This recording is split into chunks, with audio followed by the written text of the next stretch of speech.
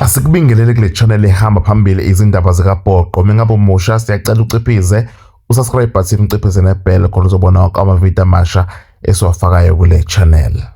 uSteve Komphela uJayden Adams omchaze njengomuntu obengathanda ukukhuluma kakhulu, obekhuluma lawo magama nje amabili kube sekuphelile njalo. Nansi clip esihlanganisile uSteve Komphela emchaza uJayden Adams ukuthi bekumdlali onjani. uJayden Adams udlule emhlabeni kwamangala abantu abaningi babasosizini. Ubengumdlali eMamelodi Sundowns aphinde abe ngumdlali Bafana. uJayden bekuwumuntu oyithulele onoxolo bekangana amagama amaningi.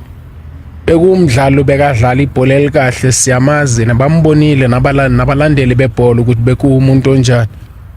Beyithi mawuhleli naye nje bowuzwa nawe ukuthi cha uhleli nomuntu oclear la emqondweni wakhe, noma bekakhuluma into oyizwayo ukuthi uyapi, noma ke bekakhuluma nje amagama amabili amathathu kodwa bowuzwa kahle into afuna ukuyikhuluma.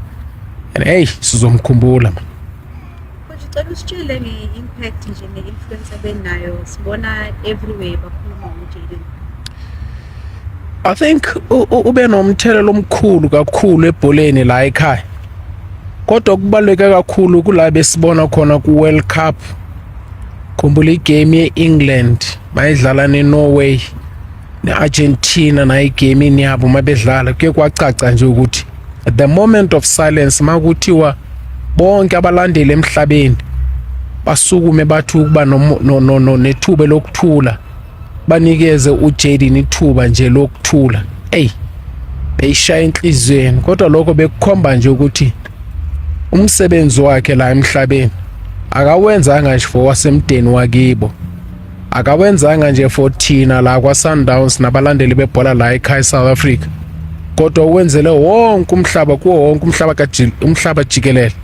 Wonke umuntu nje uyazi ukuthi uJayden Adams bekuwubani, kodwa ke impilo injalo sizomkhumbula kakhulu. Ngicela usitshele yini uzoyikhumbula ngoJayden? Ukuthula kwakhe uJayden uzokhumbuleka nje ngento ukuthi bekahlala nje bekazoza la eduze kuwe uJayden angakhuluma amagama amaningi, kodwa lokho okuncane kushoyo bowuzwana ukuthi cha kukhuluma insizwa yakhe la.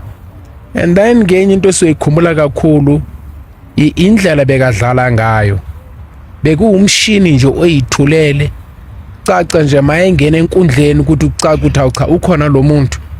And esikhathini esiningi bowuzobuza ukuthi uJayden mawusongasamboni, kodwa mayikhona la phakathi kini uyayithulela uJayden, kodwa kucace nje ukuthi yonke into ihamba kahle, ukhona uyithulele.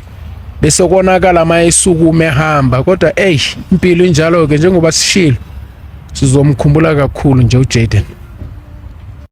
Siyabonga ukulalela kwakho le nkulumo. Siyacela uciphize usubscribe button uciphize nebell khona uzobona wonke amavidiyo amasha esiwafakayo kule channel. Rest in peace Jayden Adams. Sohle sikukhumbula singabathandi nabalandeli bebhola likanobhutshuzwayo eNingizimu Afrika.